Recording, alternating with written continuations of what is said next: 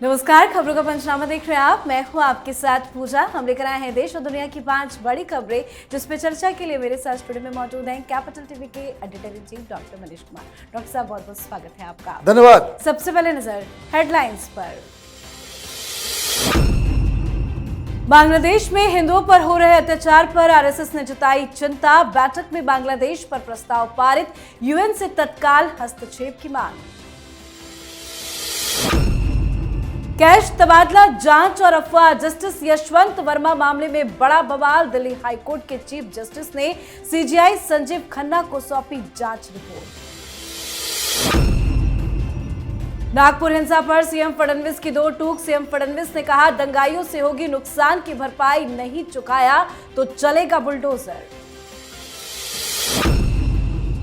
वक्फ संशोधन बिल को लेकर फिर भड़के ओवैसी, कहा अब आवाज बुलंद करनी पड़ेगी, ईद के बाद सरकार ला सकती है वक्फ बिल। दिशा सालियान मामले में बॉम्बे हाई कोर्ट करेगा सुनवाई, 2 अप्रैल की तारीख तय। आदित्य ठाकरे की मुश्किलें बढ़ी। खबरों की शुरुआत में सबसे पहले बात आरएसएस की बैठक में बांग्लादेश को लेकर महामंथन की। बेंगलुरु में चल रही संघ की अखिल भारतीय प्रतिनिधि सभा की बैठक में बांग्लादेश का मुद्दा उठा और वहां अल्पसंख्यकों को, खास करके हिंदुओं के खिलाफ हो रही हिंसा पर चिंता जाहिर की गई। बैठक में एक प्रस्ताव पारित किया गया जिसमें बांग्लादेश के हिंदुओं के साथ एकजुटता दिखाई गई। संघ ने भारत सरकार से मांग की है कि वो बांग्लादेश में हिंदू समुदाय की सुरक्षा, सम्मान और भलाई के लिए हर संभव कोशिश करे। इसके साथ ही संयुक्त राष्ट्र और वैश्विक समुदाय से भी अपील की गई है कि वो इस मामले को गंभीरता से ले और बांग्लादेश सरकार पर दबाव डाले। प्रस्ताव में संगठन ने इसे चिंताजनक बताया है और कहा है कि ये सिर्फ बांग्लादेश तक सीमित नहीं है, बल्कि इसके पीछे कुछ अंतर्राष्ट्रीय ताकतों की साजिश भी हो सकती है। प्रस्ताव में कहा गया कि ये ताकतें भारत के आसपास के क्षेत्र में अस्थिरता फैलाने की कोशिश कर रही है। क्या कुछ हुआ आरएसएस की बैठक में? देखिए, आज अनोखी बात हुई। बांग्लादेश के अंदर हिंदुओं पे अत्याचार की कोई घटना ये पहली बार नहीं आ रही। यूपीए की सरकार थी तब भी ऐसा होता था। सलमान खुर्शीद साहब विदेश मंत्री होते थे और वो तपाक से जवाब दिया करते थे कि भाई ये दूसरे देश के सॉवरेनिटी का मसला है। किसी दूसरे देश के इंटरनल पॉलिटिक्स के अंदर वहाँ की घटनाओं के ऊपर हमारी सरकार कुछ नहीं कर सकती। हम आवाज़ तक नहीं उठा पाते थे। सरकार बदली है तो जिस पार्टी की सरकार हिंदुस्तान में है उसका अध्यक्ष आरएसएस के प्रतिनिधि सभा के अंदर बैठा हुआ है और वहाँ उस रेजोल्यूशन का वो हिस्सा बन रहा है जिसमें हिंदुओं की सुरक्षा की मांग की जा रही है। आरएसएस सबसे बड़ा हिंदू संगठन है पूरी दुनिया का और इसलिए यह आवाज पहली बार सशक्त रूप से उठाई गई है। मुझे लगता है कि भारत की सरकार इस आवाज के ऊपर एक्शन भी लेगी, एक्ट भी करेगी और आरएसएस स्वयं में ही इतनी कैपेबल है कि वो यूएन में इस तरह की आवाज़ को उठा सकती। तो एक बहुत बड़ा बदलाव, इसलिए ये रेजोल्यूशन आरएसएस की तरफ से जो आया है वो एक अलग किस्म की कहानी बयां कर रहा है। क्यों? क्योंकि पहले हिंदुस्तान इस तरह के मामलों पे चुप्पी साध लेता था। पहली बार हिंदुओं की रक्षा के लिए हिंदुस्तान से आवाज उठ रही है। अब बात जज कैश कांड की। जस्टिस यशवंत वर्मा के सरकारी बंगले से नकदी मिलने के मामले की जांच कर रहे दिल्ली हाईकोर्ट के मुख्य न्यायाधीश जस्टिस देवेंद्र कुमार उपाध्याय ने अपनी रिपोर्ट सीजीआई संजीव खन्ना को सौंप दी है। सीजीआई इस जांच रिपोर्ट के आधार पर आगे की कार्रवाई करेंगे, पर यह मामला बड़ा होता ही जा रहा है। जस्टिस यशवंत वर्मा के इस्तीफे की मांग की जा रही है। सुप्रीम कोर्ट का एक बयान भी सामने आया है। सुप्रीम कोर्ट ने कहा है कि बंगले की घटना के संबंध में अफवाहें फैलाई जा रही हैं। सुप्रीम कोर्ट ने यह भी कहा कि उनको इलाहाबाद हाई कोर्ट में ट्रांसफर करने का प्रस्ताव निष्पक्ष और जांच प्रक्रिया से बिल्कुल अलग है। हालांकि इस घटनाक्रम में एक नया मोड़ भी सामने आ गया। दिल्ली फायर ब्रिगेड के प्रमुख अतुल गर्ग ने दावा किया कि जस्टिस वर्मा के आवास पर कोई नकदी नहीं मिली है। जांच की रिपोर्ट तो सौंप दी गई है, क्या आगे कार्रवाई हो सकती है? देखिए, full of contradictions. Supreme court की तरफ से जिस तरीके से बातें रखी जा रही है वो अफवाह का स्कोप क्रिएट कर रही है। अफवाह सुप्रीम कोर्ट के कारनामों की वजह से फैल रही है। आप ये बताइए, आप बयान दिलवा देते हो फायर ब्रिगेड वाले से कि कोई कैश नहीं मिला, तो कैश नहीं मिला तो फिर किस बात के लिए आप जांच करवा रहे हो? जब कैश मिला ही नहीं तो दिल्ली के हाईकोर्ट के चीफ जस्टिस से आप मजाक करवा रहे हो? What are you doing?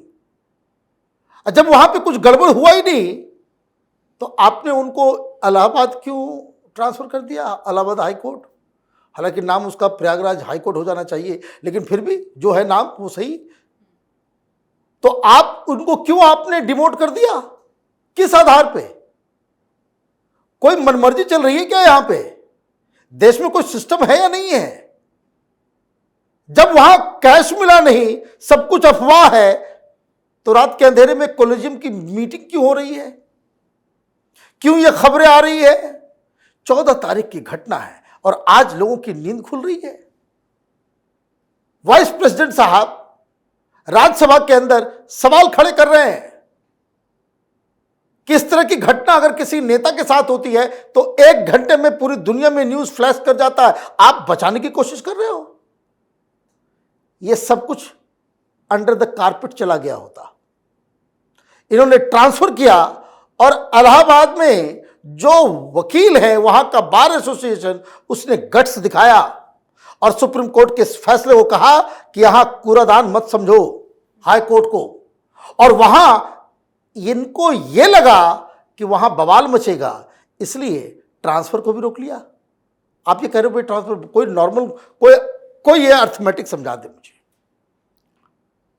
Chief justice है नंबर 2 भाई साहब हैं, यशवंत वर्मा नंबर 2 जज है। अब उनको बिना किसी कारण के, बिना किसी इन्वेस्टिगेशन के आपने इलाहाबाद भेज दिया। वहां उनकी पोजीशनिंग हो जाएगी नंबर 9। वो यहां रहेंगे तो चीफ जस्टिस बनेंगे, वहां तो नंबर 9 पे चले गए।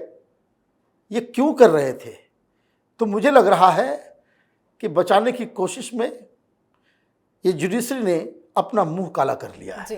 अगली खबर में बात नागपुर हिंसा पर सीएम फडणवीस की 2 टूक की। नागपुर में हुई हिंसा के बाद महाराष्ट्र के मुख्यमंत्री देवेंद्र फडणवीस ने सख्त रुख अपनाते हुए साफ कर दिया कि सार्वजनिक संपत्ति को जो नुकसान हुआ है उसकी भरपाई दंगाइयों से ही करवाई जाएगी। अगर वो भुगतान नहीं करते हैं तो उनकी संपत्तियां जब्त कर ली जाएगी और जरूरत पड़ी तो बुलडोजर की कार्रवाई भी की जाएगी। फडणवीस ने बताया कि अब तक 104 लोगों को गिरफ्तार किया जा चुका है और सीसीटीवी फुटेज के आधार पर आगे की गिरफ्तारियां जारी रहेंगी। इसके अलावा सोशल मीडिया पर अफवाह फैलाने वालों को भी बख्शा नहीं जाएगा। अब तक 68 सोशल मीडिया पोस्टों की पहचान कर उन्हें डिलीट किया जा चुका है। सीएम फडणवीस तो योगी के स्टाइल में अब बातें कर रहे हैं। भाई योगी ही चलेंगे। देखिए यूपी के अंदर किसी की हिम्मत पड़ती है कि अफवाह फैला दो, दंगा करा दो, हिंदुओं की संपत्ति को नष्ट कर दो, आगजनी कर दो? किसी की हिम्मत पड़ती है? नहीं पड़ती है। क्यों? क्योंकि वहां पे कानून का राज है। कुछ लोगों को ये लगता है कि आप भीड़ में हो तो आप बच जाओगे। देवेंद्र फडणवीस का ये फैसला बिल्कुल सही है। एग्जेम्पलरी पनिशमेंट की आवश्यकता है। आप ऐसा एक्शन ले कि फिर किसी दंगाई की हिम्मत न पड़े कि पत्थर उठा करके किसी के कार को तोड़ दे या कहीं आगजनी कर ले। दूसरी चीज जो बड़ी बात सामने आ रही है कि इसमें एक नेता तो पकड़ा ही गया है, मास्टरमाइंड बताया जा रहा है, लेकिन 1-2 सोशल मीडिया के धुरंधर भी इसमें नपे हैं जिन्होंने अफवाह फैलाने का काम किया। और ये सारी चीजें वहां का जो सोशल मीडिया पे जिस तरह की जो खबरें आ रही थी, जो अफवाह फैलाई जा रही थी, उसके आईपी एड्रेस को खंगाला गया तो मालूम चल रहा है वो बांग्लादेश में है। मतलब ये कॉन्स्पिरेसी पहले से थी। ये अलग बात है कि दिल्ली में बैठी हुई मीडिया इसे छावा फिल्म तो औरंगजेब और बाकी सब चीज़ों से जोड़ के देख रही है। कैपिटल टीवी शुरू से कहता आ रहा है कि ये एक मॉडस ऑपरेंडी है, एक पैटर्न है। ये वही पैटर्न जो दिल्ली में दिखा, जयपुर में दिखा, टाटा में दिखा, रांची में दिखा, गिरिडीह में दिखा, ये हर शहर में दिखेगा अगर आप इस तरह की भीड़ को कंट्रोल करने और इनको इमीडिएट पनिश करने के लिए केंद्र में कोई कड़ा कानून लेकर के नहीं आते। कानून नहीं है, ये सब छूट जाएंगे, यकीन मानिए। आप बुलडोजर चला दें, ये कर दें, वो कर दें, उनसे पैसे ले लें, वो सारी कहानी अपनी जगह पे, लेकिन कानून के हिसाब से कोर्ट से इनको कोई बड़ी सजा नहीं मिलने वाली। और इसी का फायदा ये आतंकी उठा रहे हैं। जी, चलिए बढ़ते हैं आगे और बात करते हैं अगली खबर की। वक्फ संशोधन बिल को लेकर एआईएमआईएम के प्रमुख असदुद्दीन ओवैसी ने एक बार फिर से बवाल कर दिया है। ओवैसी ने एक बार फिर से भड़काऊ बयान दिया है। उन्होंने कहा है कि इस कानून के खिलाफ आवाज बुलंद करनी पड़ेगी। उनका कहना है कि सरकार संसद में ईद के बाद इस बिल को लेकर आएगी। असदुद्दीन ओवैसी ने वक्फ एक्ट के खिलाफ पूरे देश में विरोध प्रदर्शन करने का आह्वान भी किया। उन्होंने सरकार पर आरोप लगाया कि सरकार वक्फ की संपत्तियों पर गलत लोगों को बैठाना चाहती है। ओवैसी ने कहा है कि सरकार 3 तलाक और सीए के बाद अब वह बिल लाना चाहती है। क्यों बार बार ओवैसी सबको भड़का रहे हैं? देखिए, ओवैसी को मौका मिल गया है लीडर बनने का। मुसलमानों का एकमात्र लीडर ये बचेगा। कारण ये सारे लोग, जैसा कि आपने देखा कि वक्फ बिल को लेकर के जो जेपीसी बनाई गई, क्या क्या नहीं हुआ। पार्लियामेंट्री कमेटी के अंदर गालियां, गंदी गंदी गालियां, धक्का मुक्की, मारपीट, यहां तक कि एक सांसद किसी गुंडे की तरह चेयरमैन के ऊपर यह बॉटल फोड़ा और उसके ऊपर फेंका, बाल बाल बचे। ये किस लिए? ये मुसलमानों को ये दिखाने के लिए हम सबसे बड़े हितैषी हैं।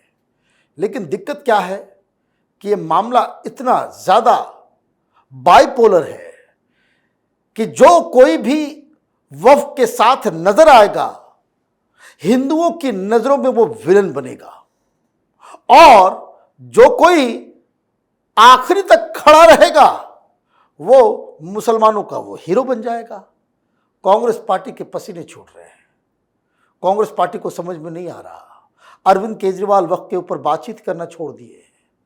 तमाम जगहों पे जहां जहां चुनाव है, आप देखेंगे कि कोई भी पार्टी वो ये रिस्क नहीं लेगी कि 15-16% वोट के चक्कर में आप 70-80% हिंदुओं को नाराज कर दे। ये मूल बात है।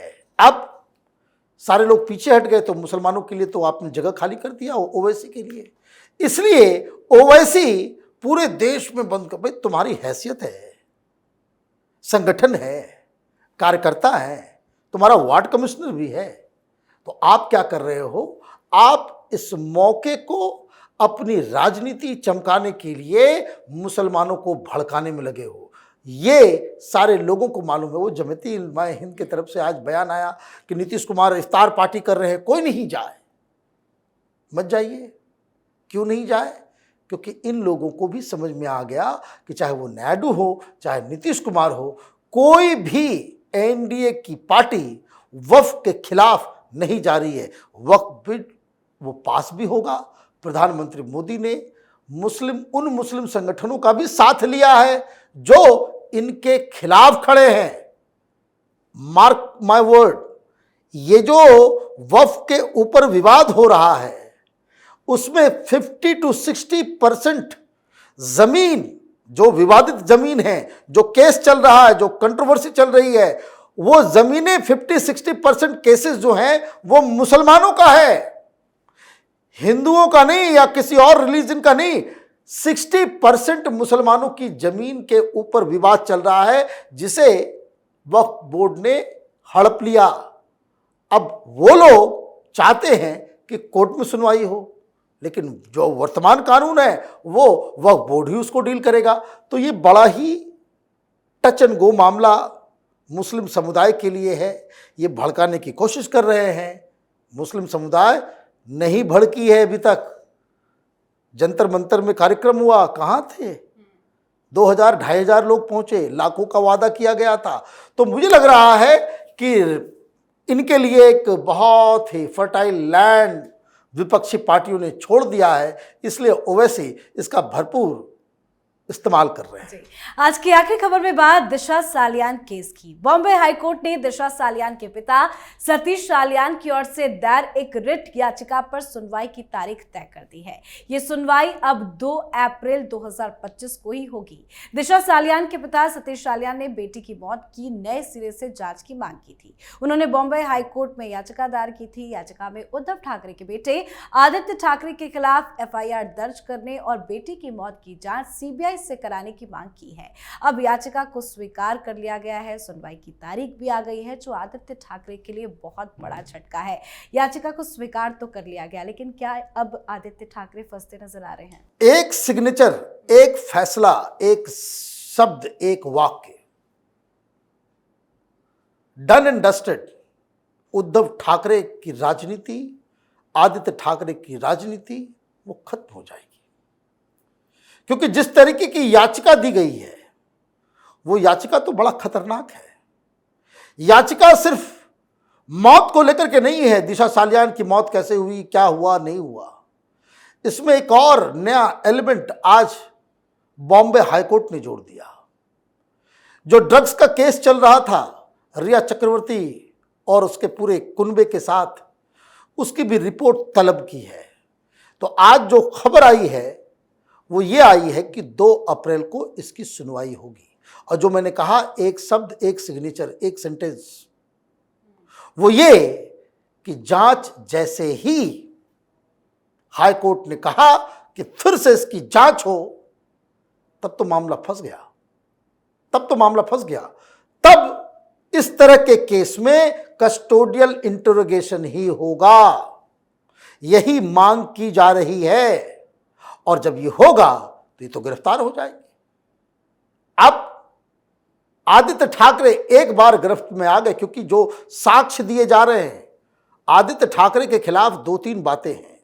पहली बार कंप्लेंट में यह नाम दिया गया कि दिशा सालियान की मौत तब हुई जब एक पार्टी हो रही थी, पार्टी में आदित्य ठाकरे मौजूद थे, सूरज पंचोली मौजूद था, डिनो मारियो मौजूद था, और उसकी कोई एक्सीडेंट नहीं या छत से वो गिरी नहीं, बल्कि रेप और मर्डर का केस है।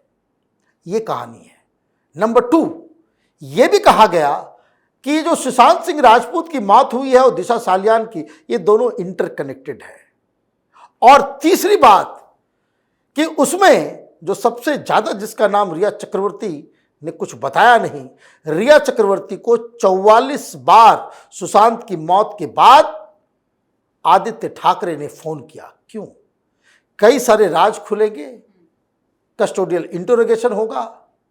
और जब इस तरह की चीजें होती है, जो मैं कह रहा हूं कि राजनीति खत्म हो जाएगी, वो इसलिए ये केस चलेगा 10-12 साल चलता रहेगा। और जब तक ये उससे बरी नहीं होंगे, इनके ऊपर ये दाग लगा रहेगा। बहुत बहुत धन्यवाद सर बातचीत के लिए। धन्यवाद। खबरों का पंचनामा में आज के लिए फिलहाल इतना ही। देश विदेश की बाकी खबरों और उनके सटीक एनालिसिस के लिए देखते रहिए कैपिटल टीवी। हमें लाइक कीजिए, शेयर कीजिए और कैपिटल टीवी को सब्सक्राइब कीजिए। नमस्कार।